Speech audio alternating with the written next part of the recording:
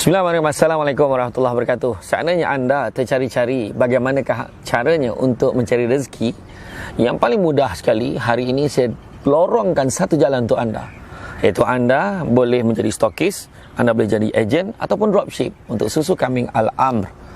Sangat mudah tuan-tuan sekalian, sebab produk ini boleh dijamin tuan-tuan akan keberhasilannya dan keberkesanannya kepada mereka yang mengamalkan susu kambing Al-Amr. Jadi pastikan kalau anda berminat, hubungi talian yang tertera.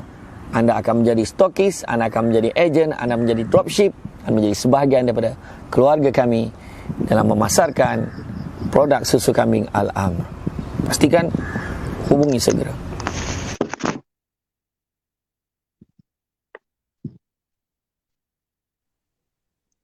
A'udzubillahi minasyaitonirrajim. Bismillahirrahmanirrahim. Assalamualaikum warahmatullahi wabarakatuh. Alhamdulillahirabbil alamin, wassalatu wassalamu ala asyrafil anbiya'i wal mursalin wa ala alihi wa sahbihi ajmain. Subhanaka la ilma lana illa ma 'allamtana innaka antal alimul hakim. Rabbi shrah li sadri wa yassir li amri wahlul 'uqdatam min lisani yafqahu qawli. Alhamdulillah, syukur kepada Allah Subhanahu Wa Taala kerana dengan limpah dan izin yang dapat kita bersama pada malam ini. Setelah sekian lama kita berehat, rehat panjang, iaitu slot klinik kita. Dah lama klinik tutup, kan? Jadi klinik dibuka balik. Tapi itulah dia, berdebar-debar malam ni bukan berdebar-debar dah, sebab salah seorang panel kita, Ustaz Haji Nur Azman ni biasa tidak bernasib baik benar lain tapi harap-harap lah malam ni okey. Jadi apapun malam ini seperti biasa, klinik keluarga bahagia kita bersama dengan Tuan Haji Izzuddin Ghazali, Kaunselor Kanan Penjara Kajang, dan begitu juga Tuan Haji Nur Azman Ahmad. Dia macam rancangan melodi itu, muka tak nampak, sorok keluar, tak tahulah. Tuan Nur Azman mana? Ayo hilang mak deh, kan? Pen tertinggal tu. Pen tertinggal, kan? Jadi baiklah. Ada baru masuk, baru sampai dah. Ayo sah tu, warna mulut dah. Mana Pai? Ada tak? Ada. Ustaz Pai mana? Tak dengar. Ustaz Pai mana tadi? Ustaz Pai mana tadi?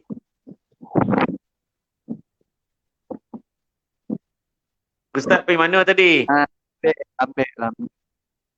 Ha? Dia ambil apa? Ada hal kau jawab. Okey, baiklah. Hari ni ada sini. Baiklah, hari ni kita akan membicarakan soal yang tengah hangat sekarang ni, iaitu isu lockdown. Kita ada colek angin kat komputer tu. Ayo dah mulu dah. Okey. Lambek siaran ni. Dengar tak? Lambek. Dengar. Saya dah mula dah ni. Dengar tak? Saya dah mula dah. Okey, jadi baiklah. Jadi kita sekarang ni dalam isu sekarang PKP 1, PKP 2, PKP 3.0, iaitu lockdown kita ni, kan? Jadi dengan keadaan lockdown pun, kalau kita ikut erti kata sebenar lockdown, negara kita ni masih lagi belum mengamalkan lockdown sepenuhnya. Belum lagi mengamalkan lockdown macam di negara-negara lain. Mana lockdown kita ni masih ada ampun lagi lah. Lockdown kita ni masih lagi diberikan kelonggaran tertentu kepada mereka yang masih bekerja, yang diperlukan ada senarai-senarai yang disediakan dan pelbagai isu. Tetapi kita tak nak ceritakan isu itu mungkin daripada minggu-minggu yang lain. Tapi kepada semua penonton-penonton, follower kita pada malam ini, boleh bebas mengemukakan apa juga soalan berkaitan dengan keluarga, berkaitan dengan kekeluargaan, kemasyarakatan, dipersilakan. Baiklah. Bagi memulakan tirai pada pusingan pertama pada malam ini, kita mulakan dengan Tuan Haji Izzuddin Ghazali. Kalau kita tengok, sebanyak 902 keganasan rumah tangga dilaporkan dalam tempoh Januari hingga April, dengan peningkatan didorong pelbagai faktor, antaranya termasuklah implikasi pelaksanaan PKP semenjak tahun dulu lagi, dan begitu juga sekarang dah lockdown. Jadi sebenarnya kalau dapat kita minta Tuan Haji Izzuddin share dengan kita, apakah sikap yang sebenarnya perlu ada kepada ketua keluarga dan ahli-ahli keluarga, khususnya di dalam mendepani keadaan yang dah tak sama. Sekarang ni lockdown pula, jadi mungkin boleh dikongsikan. Silakan. Baik, bismillahirrahmanirrahim. Alhamdulillahirabbil alamin wassalatu wassalamu ala asyrafil anbiya wal mursalin wa ala alihi washabbihi ajmain. Rabbi shrah li sadri wa yassir li amri wa hlul 'uqdatam min lisani yafqahu qawli. Rabbi yassir wa la tu'assir ya karim wa la haula wa la quwwata illa billahil aliyyil azim. Alhamdulillah kepada live kita, viewer kita, share kita, likers kita. Alhamdulillah akhirnya kita berjumpa sekali lagi ataupun kita berjumpa kembali setelah kita berehat lama klinik keluarga bahagia kita. So seperti biasa saya mengajak dan menyuruh rakan-rakan yang sama-sama dengan kita pada malam ini kongsi-kongsi, panjang-panjangkan, suka-sukakan apa yang kita bincangkan pada malam ni dan mudah-mudahan dia dapat manfaat. Baik, tadi yang ditanyakan oleh sahabat saya, saudara SD dan juga saya mengalukan juga sahabat saya Ustaz Haji Nur Azman. Mudah-mudahan akan sama-sama membantu kita lah membincangkan isu-isu yang dibincangkan pada malam ini. So apa yang ditanya oleh saudara SD tadi berkaitan dengan apa sikap yang perlu ada dalam menjaga rumah tangga kita dalam musim lockdown. So saya ambil 3 kata kunci kat sini. Yang pertama, sikap yang perlu ada. Yang kedua, menjaga rumah tangga kita. Dan yang ketiga, dalam musim ataupun dalam keadaan lockdown fasa pertama ni. Kita tak tahu pula ni, lepas ni fasa kedua, fasa ketiga, fasa keberapa pula kan. Dah jadi macam kawasan perumahan pula kan. Ada fasa pertama, fasa kedua, fasa ketiga kan. So kita tak tahu pula lepas ni. So dalam musim yang pertama ni, so 3 kata kunci yang kita boleh ketengahkan ke sini. Satu, sikap yang perlu ada. So sudah pasti jawapan saya yang paling mudah adalah sikap yang perlu ada adalah sikap yang baik-baik lah. Sikap yang baik-baik. Itu secara umumnya. Yang kedua, mengapa kita perlu menjaga rumah tangga kita? Sebab kita saja yang memahami ahli-ahli keluarga kita. Suami saja yang faham isteri. Isteri saja yang faham suami. Ayah saja yang faham anak-anak. Anak-anak yang faham ibu dan ayah. Dan anak-anak ni pula, anak nombor 1 lain perangai dia, anak nombor 2 lain perangai dia, anak nombor 3 lain perangai dia, nombor 4 lain perangai dia. Dan ramai orang terlupa bahawa bagi mereka yang ada pembantu rumah, bagi mereka yang ada driver, ada tukang kebun dan sebagainya, itu juga sebahagian daripada rumah tangga tuan-tuan. Sebab dia dalam organisasi yang sama, dia akan sokong menyokong antara satu sama lain. So bila sebut pasal lockdown, so sudah pasti dalam keadaan sekarang ni ramai orang sensitif kan. Tak boleh cakap terlebih sikit, mungkin tak boleh nak tinggikan suara sangat kan, sensitif. Mungkin ada orang moody kan, mungkin ada orang stres sekarang ni, mungkin ada orang bimbang. Bimbang, dia tengok je angka 9,020, dia dah risau dah. Kan, apa banyak dah tu, mana colek angin tu kan. Tu bahasa Ustaz Nur Azman tu saya pinjam tu kan. Bimbang kan, dia rasa takut. Dan kebanyakannya dalam musim lockdown ni orang berasa dalam keadaan negatif. Dan saya nak pecahkan situasi-situasi so supaya dia nampak lebih realistik lah. Sebab dalam keadaan sekarang ni, musim lockdown ni, mungkin ada suami dia bekerja, isteri BDR. Dan ada juga berlaku sebaliknya, isteri yang BDR, suami yang bekerja contohnya. Ataupun suami, isteri dan isteri, dia sama-sama bekerja. Dan ada juga situasi suami dan isteri sama-sama BDR. So dalam situasi-situasi, 4 situasi tu tadi, HD, Ustaz Nur Azman dan rakan-rakan yang lain, dalam 4 situasi tu sudah pasti akan ada sikap yang berbeza-beza.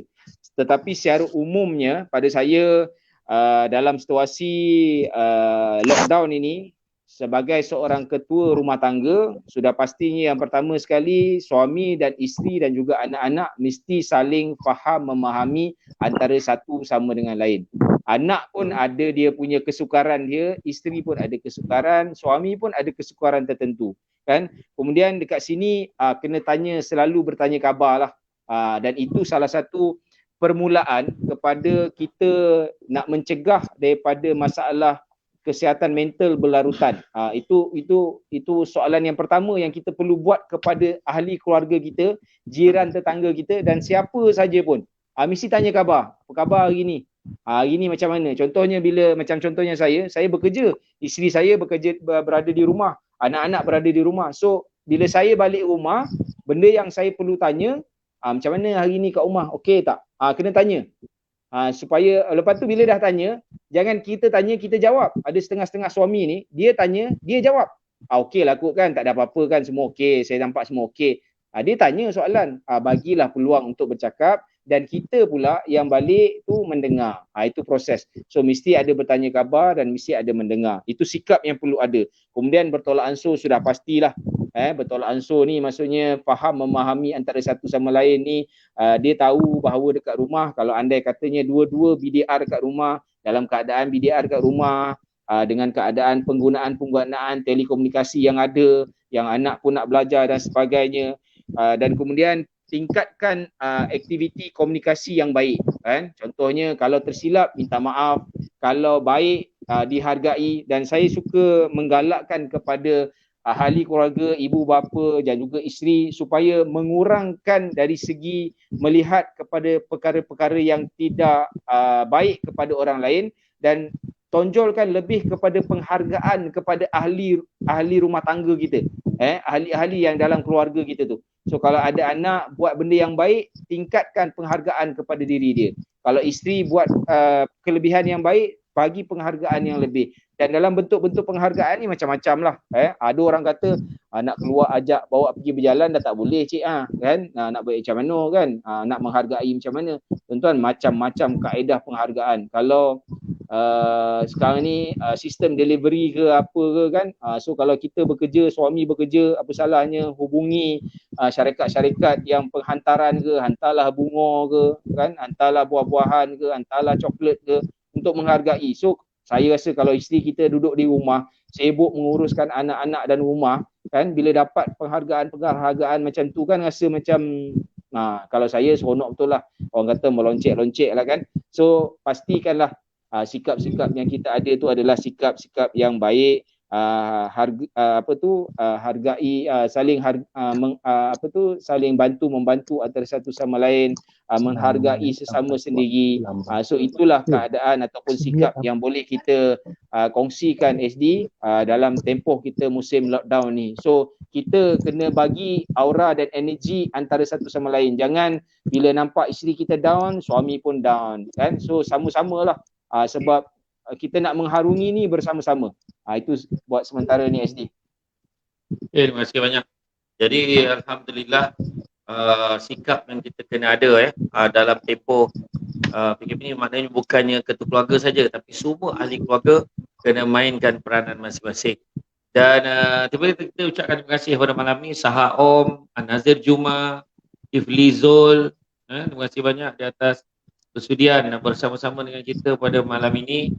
Itu juga kita ada Intan Sumayah, kita ada Rohani Hashim, Wawa Idris, Masitah Sarif, Hamimi Daud, Erni Syarini, Siti Absah Syafi'i, Siti Hajar Ahmad, Ilyas Sa'ad, Harudin Ismail, Rosita Muhammad, Ilyas Said, Rohani Hashim, Ishanin Ishak. Terima kasih banyak. Jadi teruskan share, beritahu pada kawan-kawan, copy link, boleh follow, like dan jangan lupa sharekan pada kawan-kawan kita, mudah-mudahan ada manfaat. Tuan-tuan dan puan-puan sekalian, kita beralih pula kepada panel kedua yang cukup mendebarkan. Cukup mendebarkan, iaitu Ustaz Haji Nur Azman Ahmad. Jadi kalau kita tengok Tuan Haji Nur Azman, keganasan rumah tangga memang berlaku, dan definisi keganasan rumah tangga ni bermaksud perlakuan ganas terhadap pasangan yang melibatkan penderaan secara fizikal, seksual, psikologi serta sosial. Ini termasuk juga penyalahgunaan keuangan oleh pasangan seperti menggunakan wang pasangan tanpa kebenaran atau memaksa pasangan memohon pinjaman untuk kegunaan sendiri. Itu pun juga termasuk. Jadi keganasan-keganasan rumah tangga yang berlaku ni mungkin Ustaz Nur Azman boleh bagi ulasan sikit lah. Apa pandangan Ustaz tentang isu keganasan rumah tangga ni dalam tempoh PKP dan juga lockdown. Silakan. Okay, bismillahirrahmanirrahim. Assalamualaikum warahmatullahi wabarakatuh. Kalau dengar saya, angkat tangan. Dengar tak? Dengar ya, alhamdulillah. Ni jauh ni, selalu kita menyoto lah, memi lah, melengkong lah kan. Ni jauh-jauh ni tak pek nak hantar lengkong soto dah kan. Kodok. Sebenarnya cokodok pisang kan. Tu apa favorite time to debat tu. Tak ada maha favorite itu sonang ya terginggin iyo. Jadi alhamdulillah walaupun jauh tapi kita sebenarnya okey kan.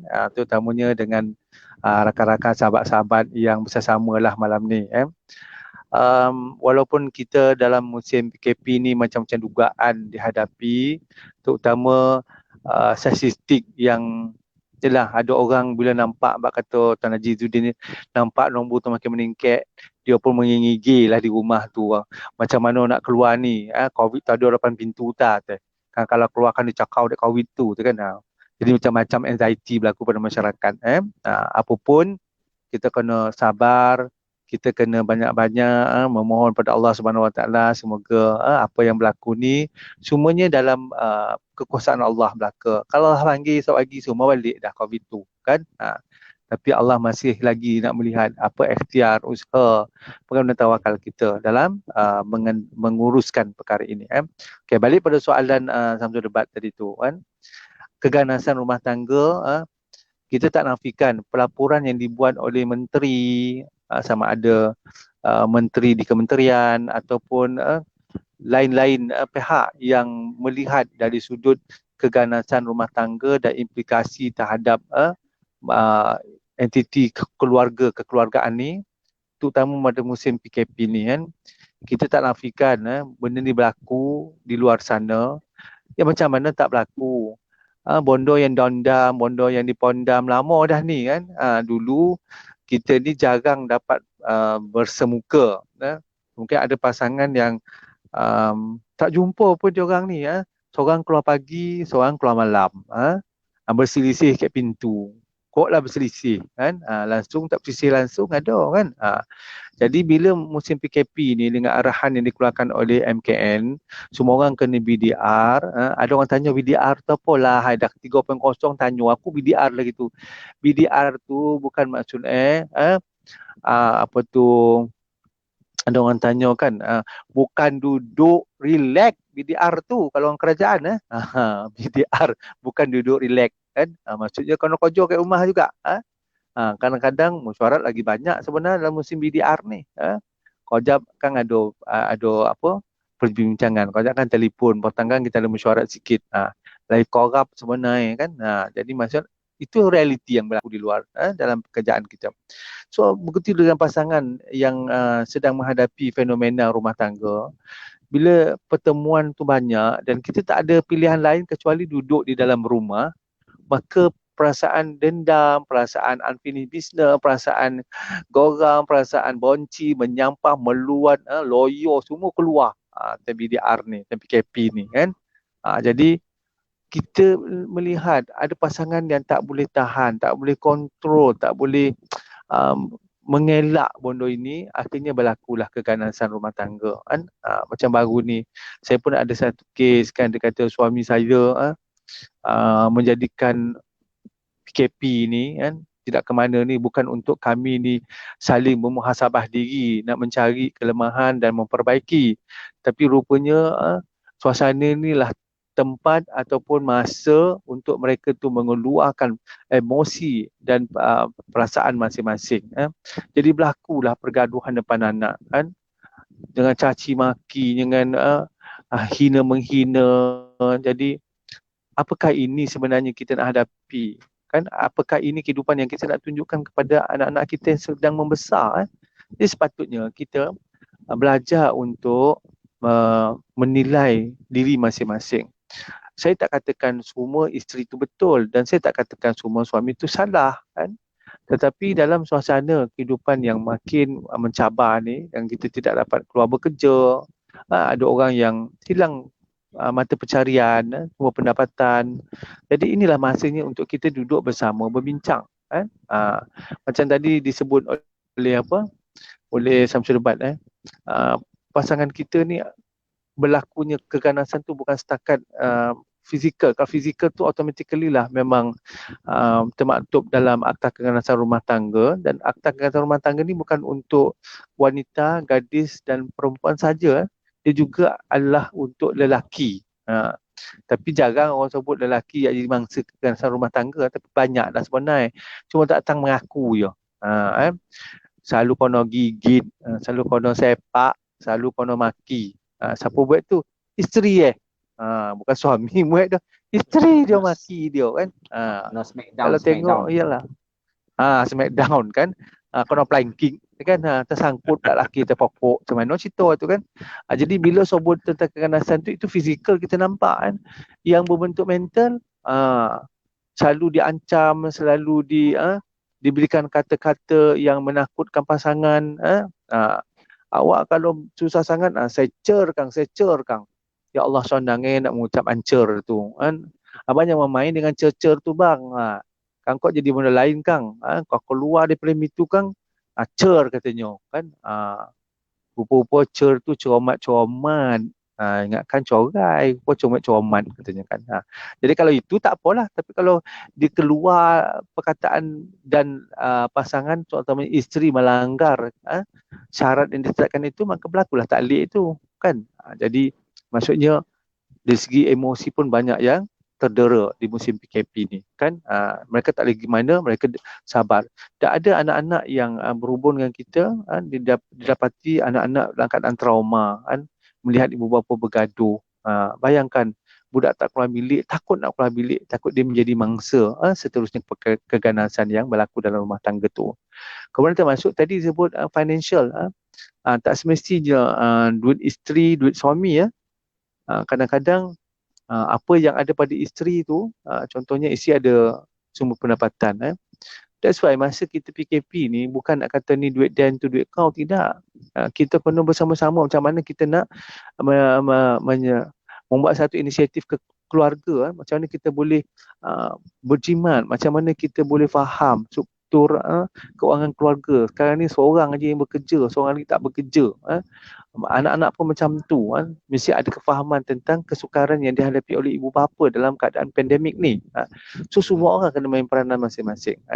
So bila berlaku keganasan yang menyebabkan, boleh meletakkan risiko dari pelbagai aspek, contohnya aspek traumatik, aspek psikologi, anak-anak menjadi ketakutan untuk menghadapi situasi itu kan. Mereka dah tak ada pilihan mereka duduk dalam rumah sekarang ni mereka tak boleh pergi sekolah, mereka tak boleh pergi ke rumah sesiapa, mereka kena duduk dalam rumah dan melihat, mendengar dan menghadapi situasi itu. Jadi ibu bapa minta maaf saya cakap, kadang-kadang inilah kezaliman kita kepada anak-anak, sebab kita mementingkan isu kita suami isteri, kita mengutamakan perasaan, pemikiran, pengalaman masing-masing, sedangkan kita terlupa bahawa anak itu ada hak yang mereka perlu perolehi daripada kita, iaitu keamanan, keharmonian dan sebagainya kan. Kalau kita tengok anak-anak yang hidup dalam suasana keganasan ibu bapanya, anak ini besar dalam keadaan rebel, anak-anak ini membesar dalam keadaan memberontak, anak-anak ini membesar dalam keadaan tidak yakin diri, anak ini akan self blaming yang tinggi. Jadi macam-macam mereka akan hadapi. So kalau kita tak mengambil berat tentang perkara ini, dia boleh menjadi recycle pada kehidupan anak tu nanti bila mereka berumah tangga kan.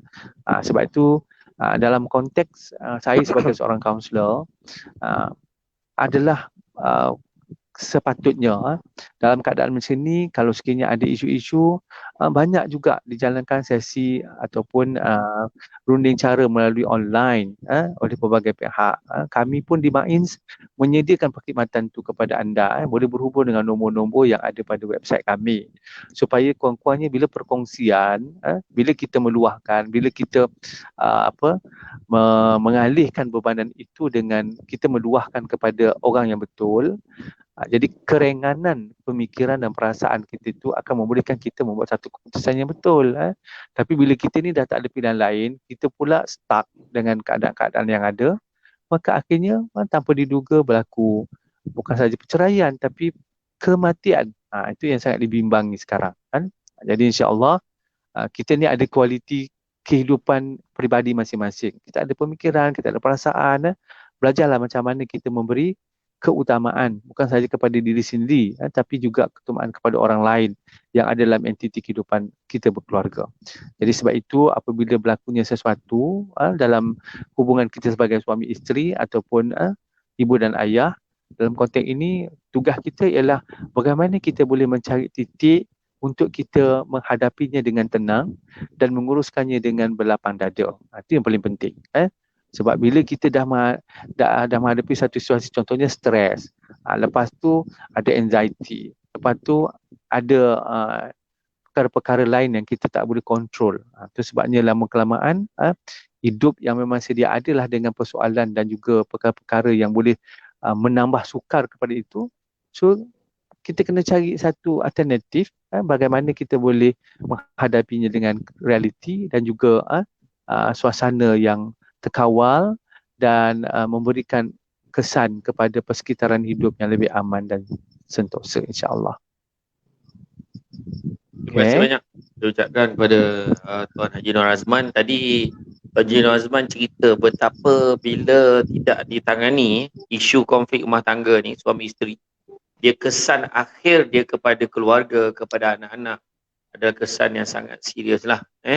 Tetapi sebelum kita tengok kepada yang isu recycle lah apa semua, kita kena balik pada main dulu, iaitu punca masalah berlaku, punca bermulanya masalah-masalah suami isteri. Tapi sebelum kita terus pada pusingan yang kedua, kita berehat seketika, jangan ke mana-mana, kita jumpa selepas.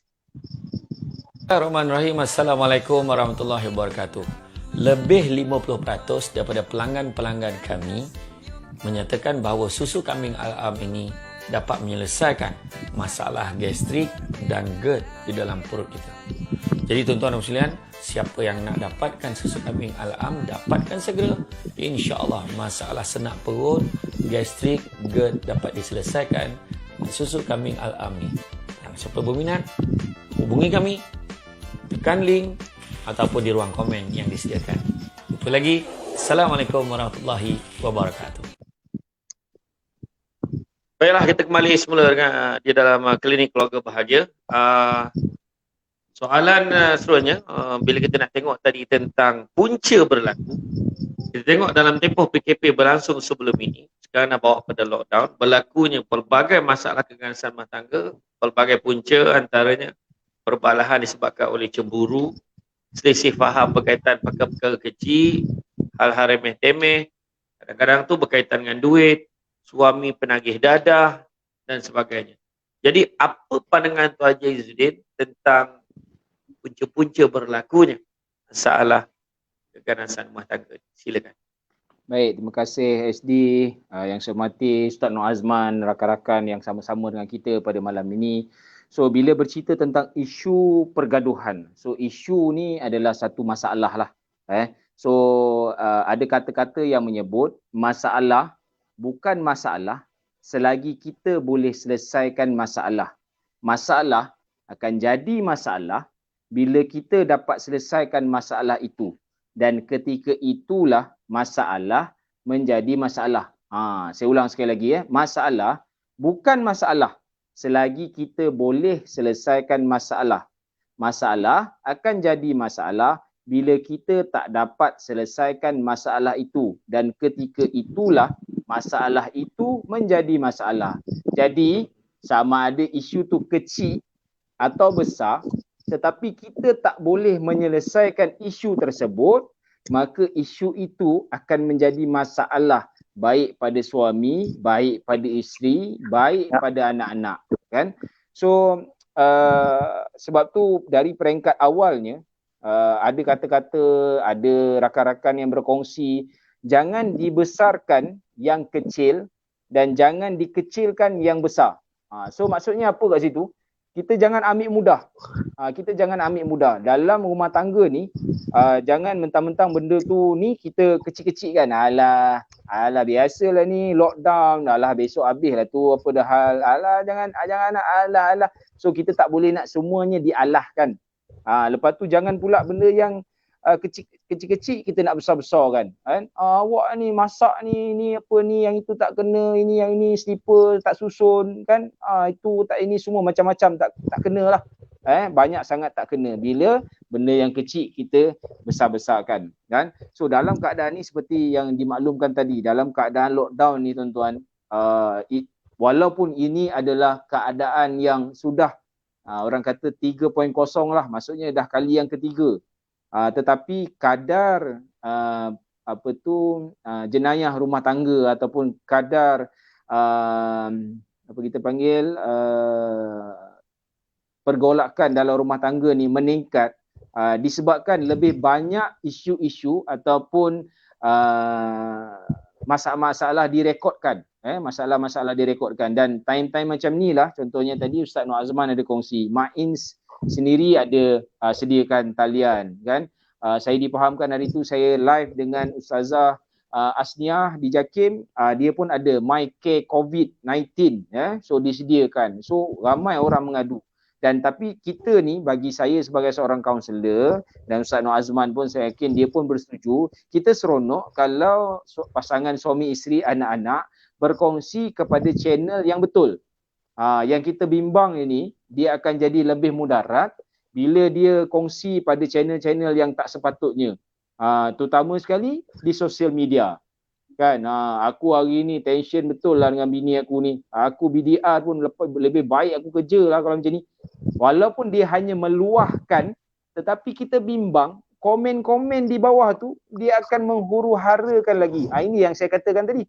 Benda yang kecil dah jadi besar dah. Tuan-tuan, kalau kita baca ataupun kita tengok kita tengok isu-isu yang diketengahkan di sosial media ni, yang paling saya takut sekali sebenarnya, isu tu saya tak risau sangat, tapi bila baca komen tu yang menakutkan. Kita kata gila baca komen ni, kata boleh naik darah kita, turun darah balik kan, geram, macam-macam perasaan ada. Bukan marah dengan isu tu, tapi marah dengan komen-komen orang tu. Ini yang kita bimbangkan. Jadi saya juga menggalakkan seperti mana Ustaz Nur Azman sebutkan tadi kan, cari channel yang betul, cari orang yang profesional supaya isu yang besar dapat diselesaikan, dia tidak menjadi masalah, dan isu yang kecil pun dia dapat diselesaikan, dia tidak menjadi masalah, baik isu anak, baik isu suami, baik isu isteri. Dan benda yang banyak saya dapat sepanjang tempoh PKP hari tu, bila dah duduk sama-sama kan, mulalah macam Ustaz Nur Azman kata tadi, ungkit mengungkit. Patutnya sandar menyandar. Bila duduk sama-sama ni, dia sandar menyandar. Macam contoh lagu Jamak Abdillah tu kan, dengan Azura tu kan, dia sandarkan pada kenangan. Time-time ni lah duduk-duduk ni kan, cuba buka album-album gambar ataupun album-album perkahwinan yang lama kan. Dulu yang mana-mana, macam contohnya saya dulu kahwin, kita ada CD kan, semua play kan CD tu kan, buka kat TV tu, tengoklah kan, banyak menerbitkan kasih sayang yang lama-lama dulu kan, buka album-album, tengok dengan anak-anak. Itu sandar menyandar, bukannya ungkit mengungkit. Ini itulah kau rupanya, dan selama ni pergi kerja kat rumah kau macam ni rupanya. Pun itu yang tak bagus dan tak baiknya. Dan yang kita bimbangkan sekarang ni dari segi orang terlampau fokus kepada kesihatan fizikal. Hari ni okey, demam tak ada, batuk tak ada, sesama tak ada. Tetapi dia terlupa tentang fokus berkaitan dengan kesihatan mental. Hari ni dia happy tak happy. Dan orang kata, dah tak boleh keluar tuan, macam mana nak happy tuan-tuan? Walaupun kita tidak boleh keluar, tapi kita boleh duduk dalam rumah, buat aktiviti bersama. Macam contohnya bagi suami isteri yang memang bekerja, BDR, duduk di rumah, ini adalah peluang untuk mereka mengikat tali kasih sayang kan, menguatkan lagi.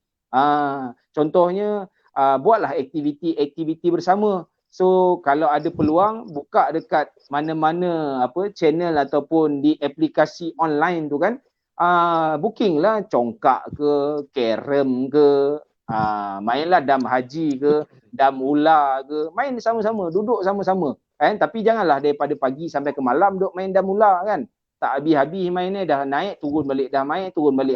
Itu dah tak jadi kojo pula kan. Itu parah lah kalau macam tu keadaan dia kan. So pandai-pandai. Dan pada saya, macam tadi Ustaz Nur Azman ada sebut, elakkan daripada bergaduh depan anak-anak kan. Benda-benda itu akan, saya sendiri mengakui, sebab saya jaga banduan-banduan di dalam penjara, memang antara faktor kenapa seseorang banduan menjadi ganas dan bertingkah laku untuk membuat jenayah dan berani adalah daripada pencontohan mata, telinga, hidung, mulut yang berlaku di sekeliling dia. So mak dia tidak menunjukkan contoh yang baik, hari-hari bergaduh dengan ayah dia contohnya. So kita bimbang itu akan menyebabkan anak nanti bila dewasa, dia akan ada bawa satu luggage ataupun bagasi yang tak baik. Nanti dia akan mengungkit-ngungkit. Aku jadi macam ni, kau tahu tak? Bapak mak aku dulu tunjuk contoh yang tak baik. Itu yang kita tak nak. sebab dia ada tekanan mental kat situ. Dan saya nak menyeru kepada ibu bapa kan, kalau boleh tonjolkan dan tunjukkan aktiviti yang baik-baik. Contohnya solat berjemaah, lepas solat tu selawat sama-sama, peluk antara satu sama lain. Dan selalu saya pergi ni SD, Ustaz Nur Azman, saya selalu galakkan pada ibu bapa, terutama sekali bapa lah yang menjadi imam, tolong baca doa dalam bahasa Melayu. Inilah peluang dia. Macam contohnya anak saya yang sulung namanya Syaza Insyirah. Ya Allah, ya Tuhanku, anakku yang sulung namanya Syaza Insyirah, ya Allah. Permudahkanlah, jadikanlah dia anak yang solehah. Sebut nama-nama dia orang tu. Lepas tu anak nombor 2 aku, ya Allah. Anak nombor 3 kami, ya Allah. Anak nombor 4 kami, ya Allah. Anak-anak dekat belakang, bila disebut nama-nama dia, dia lain macam tau, dia punya aura dia tu. So kalau boleh ibu bapa dekat luar sana, terutama sekali bapa lah yang menjadi imam. Kan, mak yang jadi imam, bapa yang jadi makmum, macam polik pula kan. Tunjulkanlah. Kemudian inilah masanya nak suap menyuap, makan bersama, makan berjamaah. Apa salahnya ayah suapkan isteri kan, ibu, lepas tu anak-anak pun tengok kan. Itu pencontohan yang baik di mana dia banyak boleh membantu isu-isu dalam rumah tangga ni daripada menjadi masalah yang begitu besar. Dan bila pencontohan baik ini berlaku, jadi banyaklah masalah-masalah, isu-isu pergaduhan dalam rumah tangga boleh diatasi dengan baik. Itu dulu SD. Tak, sebelum saya pas pada Ustaz Nur Azman, ada satu soalan daripada Asril Mansur. Boleh tak share cara nak buang semua masalah di tempat kerja ketika kita bersama dengan keluarga? Saya tak pasti sama ada soalan ni sesuai ke tidak. Tepat soalan tu sendiri tepat ke tidak. Dia nak buang masalah kat tempat kerja semua.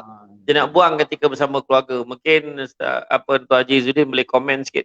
Okey, saya komen sedikit lah. Satu, masalah selagi kita hidup di muka bumi ini, selagi kita menjadi manusia kan, kita tidak boleh lari daripada masalah. Cuma sesetengah orang, sebab masalah ni negatif tau, jadi dia tak suka sebut masalah. Dia lebih suka cakap cabaran di tempat kerja. Jadi bila dia meletakkan benda itu satu cabaran, dia perlu mengatasi cabaran tu. Tetapi bergantunglah pada orang. Ada orang walaupun dia cakap masalah, dia tetap boleh atasi. Okey. So macam mana nak pada saya soalan ni, macam mana dia nak putuskan masalah dia kat pejabat supaya dia tak bawa balik ke rumah. Ada satu kaedah, ada switch on and switch off dalam diri kita. Kita kena amalkan switch on and switch off. So maksudnya apa? Kalau kita di tempat kerja, kita kena tahu watak yang kita kena mainkan adalah watak seorang pekerja. Kalau kita sebagai seorang kerani, apa watak-watak sebagai seorang kerani? So bila kita habis, kita nak punch out keluar tu, kita kena siap sedia dah. Kita kena switch off kita punya watak sebagai seorang kerani, dan masa kita balik ke rumah tu, kita dah mula memasukkan watak sebagai seorang apa? Kalau kita seorang ayah, bila kita balik rumah, so ready lah. Ayah bila balik rumah buat apa? Ayah mesti nak peluk. Tapi sekarang ni kalau dah bekerja, saya nasihatkan jangan terus jumpa dengan ahli keluarga. Masuk dulu, mandi dulu. Terangkan dekat anak tu. Macam saya sendiri pun, sebab saya dengan banduan kan, kes dalam penjara ni memang ni, pada peringkat awal dulu anak saya yang kecil pun kecil hati kan, tak boleh nak peluk. Kenapa tak boleh peluk lah ayah? Lepas tu bila kita tanamkan ayah ada covid, kena mandi dulu. Okey. So lepas dah mandi, cepat-cepat cari dia orang, main dengan dia orang, peluk dia orang. So insya-Allah bila kita dapat putuskan, kita dapat asingkan, kita dapat switch on and switch off kita punya watak-watak yang kita mainkan, insya-Allah saya rasa kita berjaya. Tapi nak menghapuskan, untuk mengelakkan, untuk meninggalkan, untuk membuang masalah itu semata-mata, tak bolehlah. Sebab kehidupan kita ni bergerak dari satu keadaan kepada keadaan yang lain. Masalah tu tetap akan ada, tapi kita tak boleh buang macam tu. Jadi mana kata yang paling tepat sekali, masalah akan ada dan kita tak boleh nak hapuskan. Bolehlah buang masalah tu, yang buang masalah kat rumah jadi masalah kat rumah pula tu. Jangan, rumah kita bukan tong sampah. Masalah untuk dihadapi. Malahan kita boleh petik apa ayat yang bermula Tuan Haji Izzuddin bagi kita tadi. Masalah bukanlah satu masalah seandainya kita boleh menyelesaikan. Tetapi anda kata masalah tu tidak dapat diselesaikan, maka barulah benar masalah itu merupakan satu masalah. Gila ada ayat tu.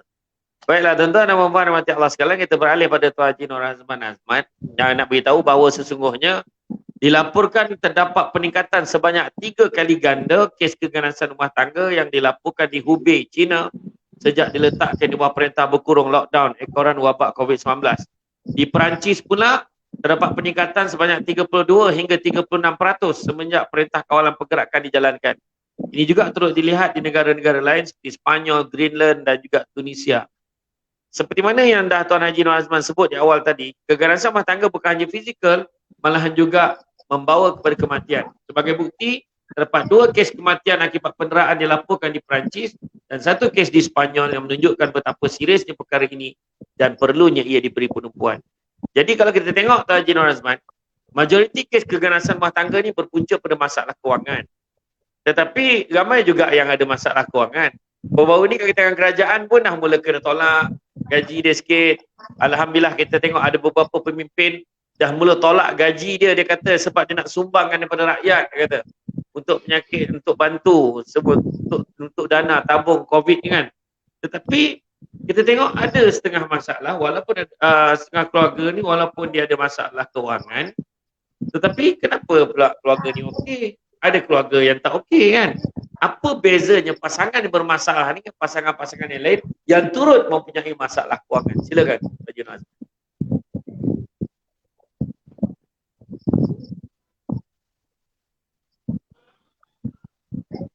Pula mondong gitu. Dah sampai belum? Ustaz. Ayo, dah loading dah. Ayo. Kejap lagi masuk tu, kejap lagi masuk. Kejap lagi masuk ni.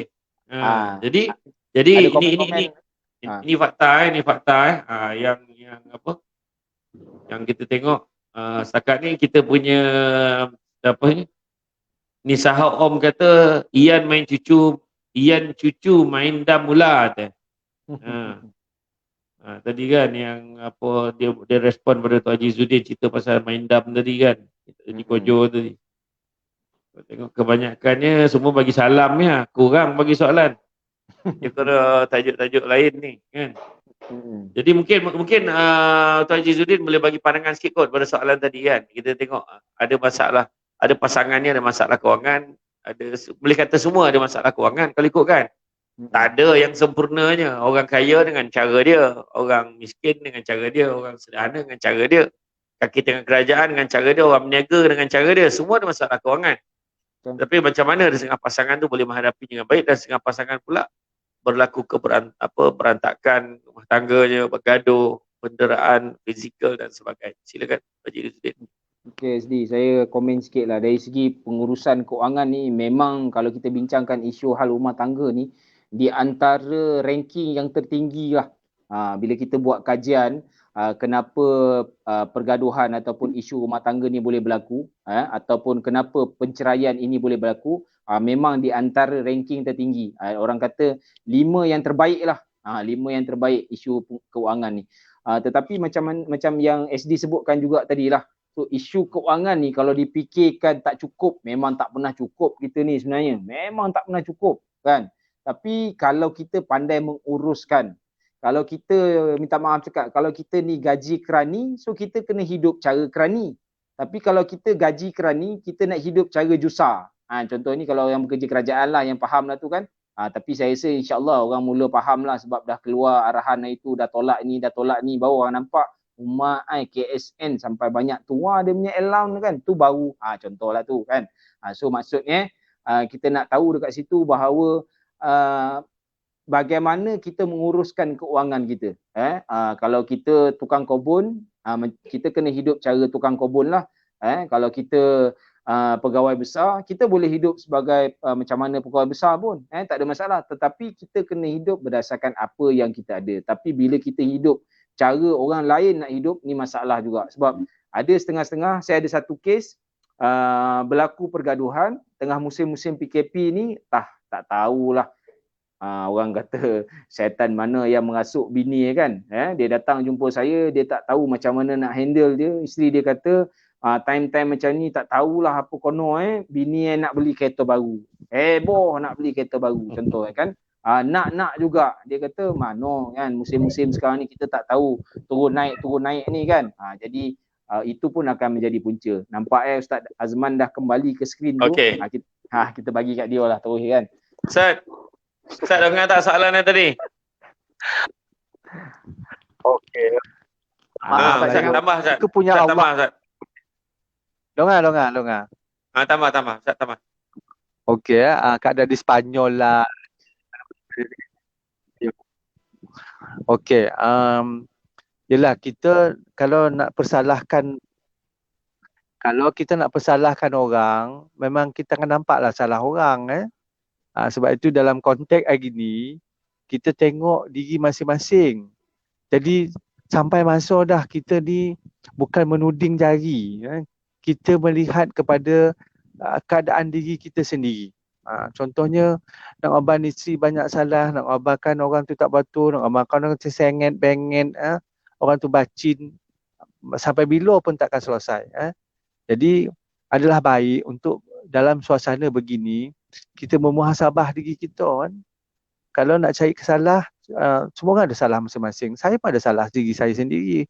Orang rumah pun ada kelemahan diri sendiri. Jadi inilah masa yang kita perlu gunakan sebaik mungkin untuk kita belajar.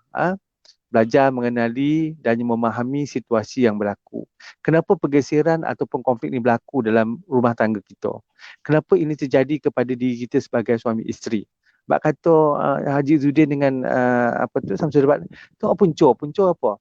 Punca kita lah sendiri sebenarnya. Dalam buku orang putih tu disebut tuan-tuan dan puan, berlakunya sesuatu perkara ni sebab attitude. Cara kita menerima. Kan tadi Zudin cakap apa? Masalah tu tak jadi masalah. Kalau kau tak lihat dia sebagai masalah tu sebenarnya kau yang masalah. Kan panjang jadi masalah tu kan. Jadi kita nak kena tengok perkara tu dari sudut diri kita, bukan dari sudut orang lain. Walaupun mungkin ada ciri-ciri perkara itu disebabkan oleh orang lain. Tapi apakah sikap kita terhadap perkara itu? Kan? Contohnya macam kita katalah suami saya ni pandai baran. Suami saya ni payah nak bercakap dengan dia. Bercakap pun bergaduh, latih sudah. Contoh macam tu kan. So kalau kita tahu cara orang yang macam tu, kita kena belajar bercakap dengan dia dengan cara yang dia akan tidak baran.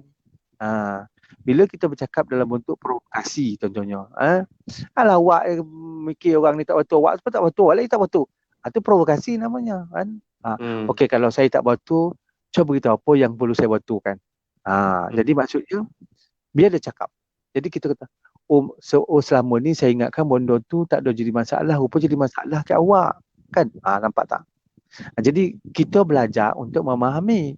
Kita belajar untuk mencari sesuatu bagi memenangi. Dia bukan memenangi, memahami. Bila kita nak memenangi, itu yang tak pernah menang, tak pernah kalah. Ada yang tak mau kalah, dia je menang. Ujungnya orang yang rasa diri itu dikalahkan, dia ujungnya tarik diri. Bercakaplah kau meninding tu, letih dan cerita. Kan? Jadi dia tak menyelesaikan. Jadi apa sebenarnya yang kita boleh belajar dalam konteks sikap masing-masing dan bagaimana kita boleh saling memahami. Yalah, kalau nak belajar malam ni banyak bodoh yang kita boleh belajar, tapi masa yang ada ni sangat pendek tuan-tuan dan puan-puan. Contohnya komunikasi. Punca komunikasi.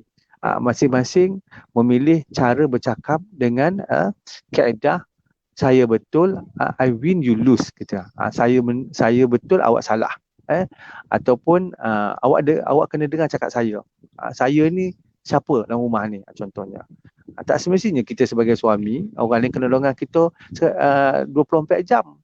Ada kalanya kita pun kena dengar orang lain. Contohlah dalam musim BDR PKP ni kan, masa inilah kita sebenarnya kena banyak mendengar yang lain daripada mendengar kita.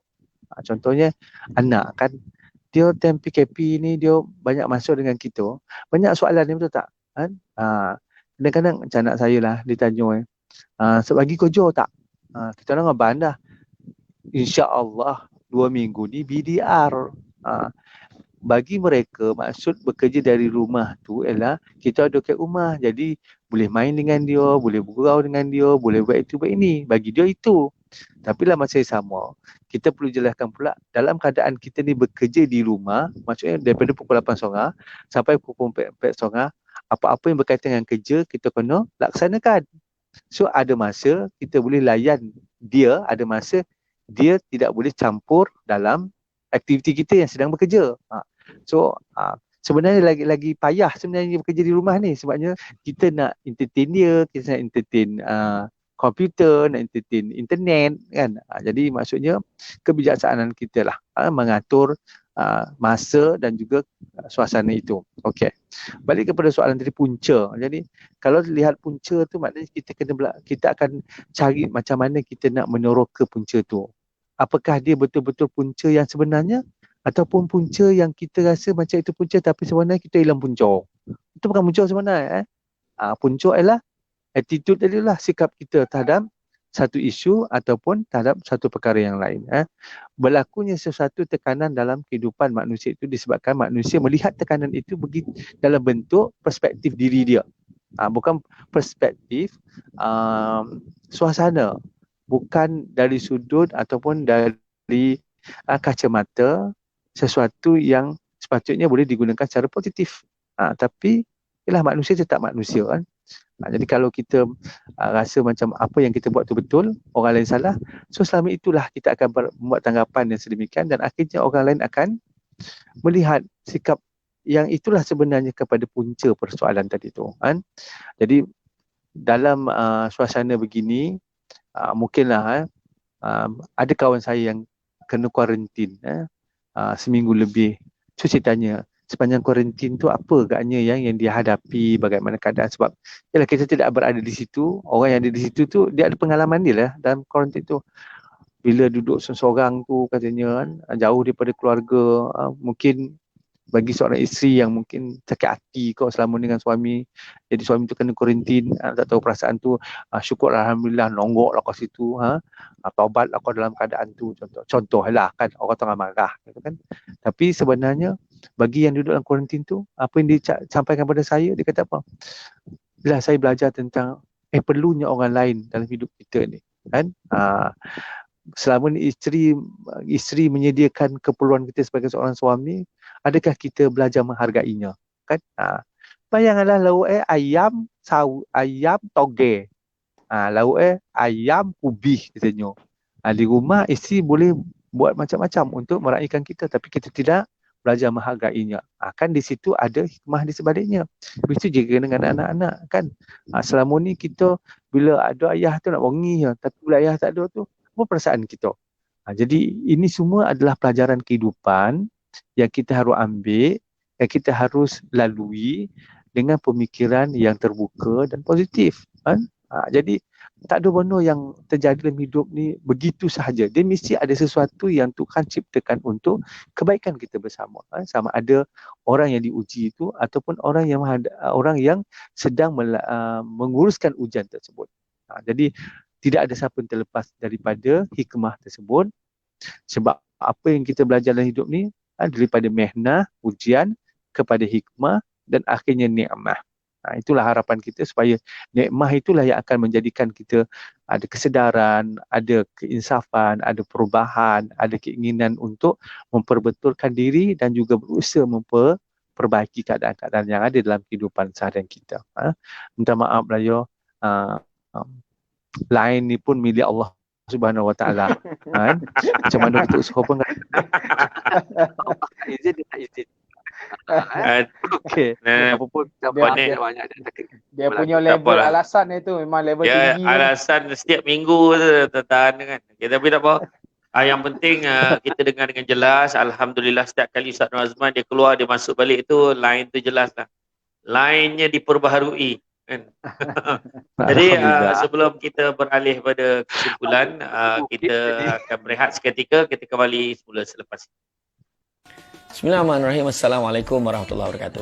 Enzima adalah radang pada kulit yang disertai dengan bengkak, katal, ruam merah yang kadang-kadang kelihatan seperti kulit melecur yang berair. Jadi hari ini, jawapan untuk masalah ini adalah susu kambing Al-Am, yang mana selain pada sedap, berkhasiat yang menyelesaikan masalah enzima saya katakan tadi.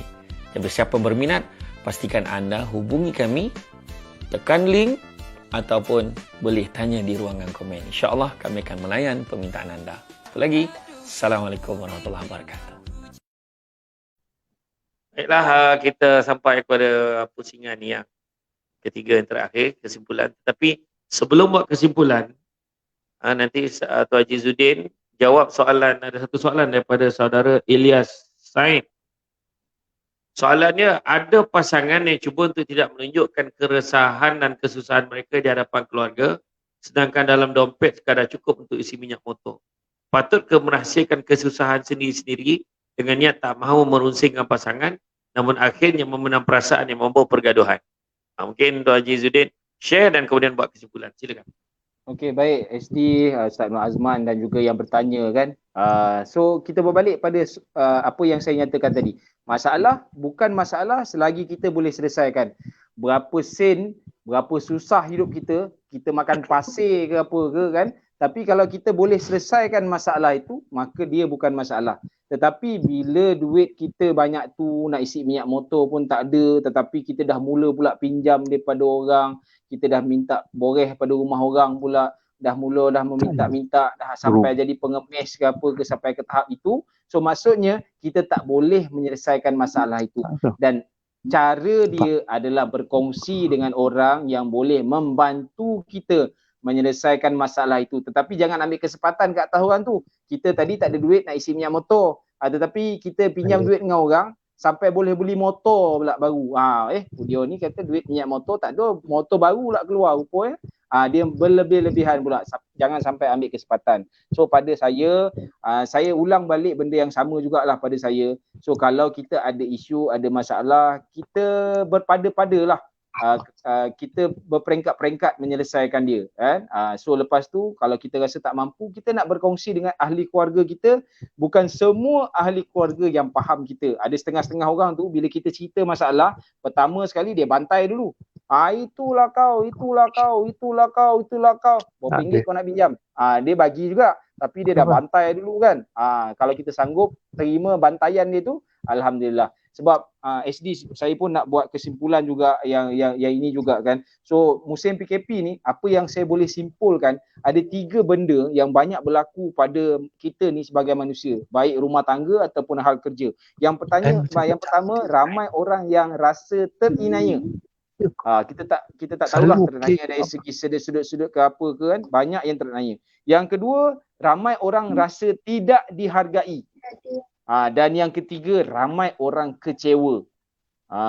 Kan? Jadi saya harap bagi mereka-mereka yang ada masalah ini, terinaya, tidak dihargai, kecewa, jangan memendam rasa.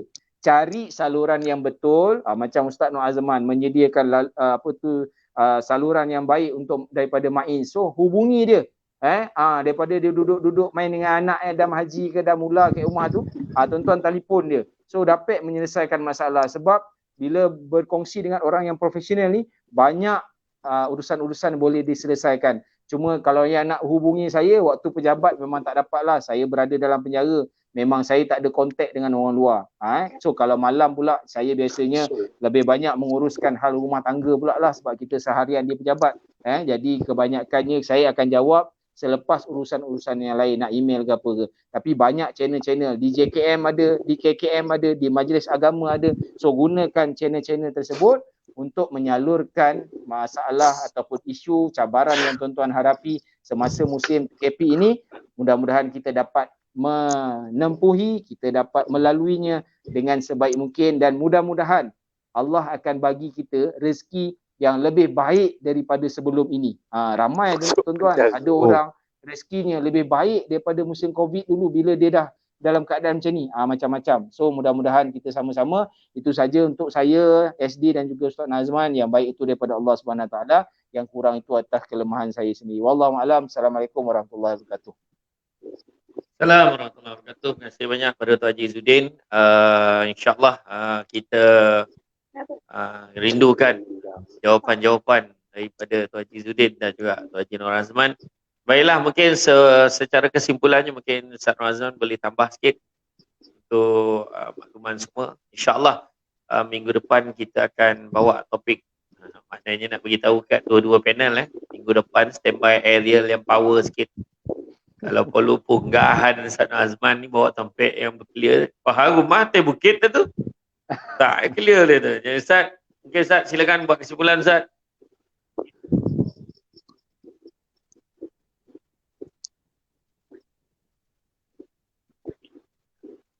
Mono itu.